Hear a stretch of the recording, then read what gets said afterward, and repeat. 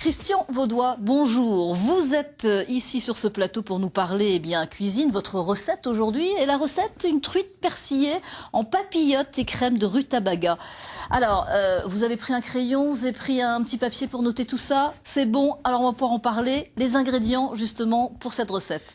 Bonjour Valérie. C'est assez léger tout de même. Il y a oui, du poisson. Il y a...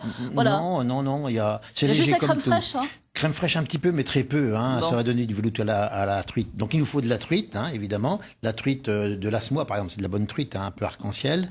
Du rutabaga, hein, c'est un gros chou navet, on en parlera un petit peu tout à l'heure.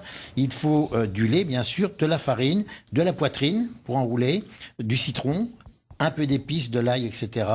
Et puis de la crème fraîche, bien sûr. Et la crème fraîche, alors épaisse, liquide liquide, de la crème fraîche liquide, oui, pour mettre à l'intérieur de la poitrine de la truite. L'intérieur de la truite, voilà. On va regarder tout de suite, justement, votre recette. Vous allez nous la commenter, on allait vous filmer. Alors, au tout début, évidemment, on prend une belle truite. Voilà, une belle truite, on la fait tremper dans le lait, on la farine, hein, pour lui donner un peu de moelleux et conserver de lait à l'intérieur. On met à l'intérieur de la crème fraîche, on va mettre un petit peu d'épices, du romarin et des choses comme ça à l'intérieur de la poitrine quand elle est vidée. C'est un petit peu de crème fraîche, ça, pour vous? Non c'est un petit peu... Alors là, c'est du lait et après, je mets de la crème fraîche à l'intérieur. Ah, en plus, d'accord. Voilà, ok, là, c'est du lait, d'accord. Voilà, c'est très bon. Alors, j'enroule avec ma poitrine, fumée ou pas fumée, hein, c'est comme on veut. Ça qu'on trouve déjà préparé ou on peut l'acheter La poitrine, on la trouve, c'est des petits sachets de 10, hein, on prend, voilà, tout simplement. Très fin, c'est très fin, c'est bon comme tout, on peut faire plein de choses avec ça. Ouais. Et on met du beurre un petit peu dessus, beurre de micelle, bien sûr, toujours, du persil par-dessus, des tranches de citron, et on ferme bien hermétiquement sans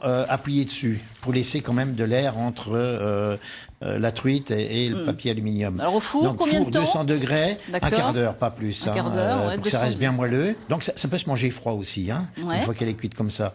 Voilà, quand c'est prêt, on l'ouvre. Vous voyez, regardez comment elle est bien rôtie à l'intérieur. Alors, on peut mettre un petit peu des amandes dessus si on veut aussi également. Ah oui, c'est bon. On prend le rutabaga, donc le rutabaga que l'on a sur le plateau ici. C'est un navet, on précise. C'est un navet, voilà, c'est une race de navet, un chou navet. On appelle ça également des choux navets raves. Hein. On les coupe en carrés, on les met à bouillir dans de l'eau salée, très peu de sel, parce qu'après on rectifie l'assaisonnement. On regarde la cuisson, comment elle est, vous voyez, ça doit donner un peu comme de la pomme de terre en purée. Donc je mets à l'intérieur du mixeur ce rutabaga, hein, ce légume-là. Je mets un peu de beurre de micelle pour le moelleux. Je remets un peu de jus de cuisson si vraiment c'est trop ferme. Ouais. Et on assaisonne. On va mettre le mixeur en route. Moi je le mets 5 minutes, hein, comme ça donne un peu de moelleux. Et je garde quelques rutabagas pour remettre dessus dans le décor. Voilà, qu'on va voir après. Donc, on prend notre rutabaga, il est prêt, en fait. Hein, vous voyez que c'est assez rapide. Il ne faut pas que ça soit trop liquide, il faut pas que ça soit trop liquide pour que ça donne une petite consistance. Hein. Donc, j'aménage mon plateau avec un petit décor. Toujours avec un peu de salade, voilà, pour donner de la couleur. C'est joli, j'aime bien donner de la couleur. Voilà, donc on met notre rutabaga sur le côté, notre crème de rutabaga, on peut le mettre en rond ou en long, comme on le souhaite. Hein. Notre petite truite sur le côté également, avec un petit décor. Et vous voyez, j'ai mis aujourd'hui une petite fleur de capucine. Ça, c'est bon, hein, c'est comestible. Je trouve que c'est joli, c'est beau comme tout. On assaisonne après à son goût. Et je trouve que ces couleurs-là se marient bien ensemble. Et c'est vraiment un joli plat qui... on peut en avoir que ça, en fait. Hein, voilà. Pour un soir, c'est oui, bien vous n'avez pas tout. trop mis de purée, en fin de compte. Voilà. Donc ça, c'est le plat. Pas trop de purée, mais vous verrez, c'est un parfum. Le rutabaga, c'est bon comme tout. Je vais goûter un petit peu, je vais vous dire.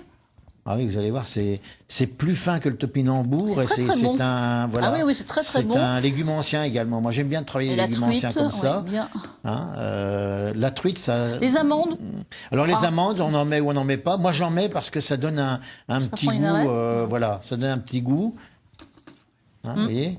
Elles ne sont pas trop cuites, elles sont cuites en même temps, donc un quart d'heure simplement, elles ne sont pas grillées. Et avec le rutabaga, c'est bon comme tout. Hein. C'est bon. Et ça peut être mangé froid, en fait. Hein. Oui, alors voilà. En fin de compte, c'est un navet, mais qu'on peut manger. C'est un navet que l'on peut manger froid. Hein, comme ça. Froid ou cuit. Voilà. Et, alors en potage, en gratin, en frites aussi, c'est possible ? En frites, c'est possible. Alors, si vous le faites en frites, il faut faire un peu une tempura, ce qu'on appelle une tempura. C'est-à-dire qu'avec un peu de bière, un peu de farine, ça fait une petite pâte. On le met dedans et on le fait cuire vous mettez la friteuse à 180 degrés, vous le mettez dedans, vous le sortez 3 secondes, pas plus.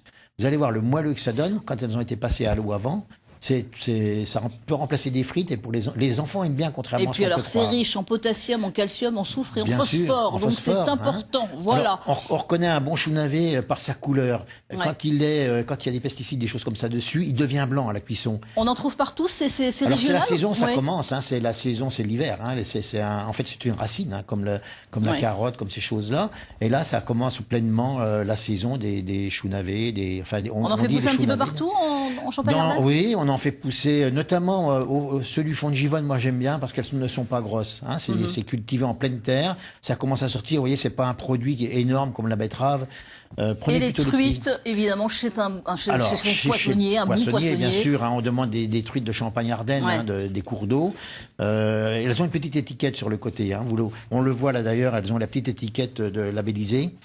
Prenez-la, elle est bien rose. Elle peut remplacer le saumon également. Merci. En tous les cas, on retrouve évidemment cette recette sur le site internet de France 3 Champagne-Ardenne pour tous les renseignements, pour refaire cette superbe recette. Merci Christian Vaudois, on vous retrouve dans 3 semaines. OK ?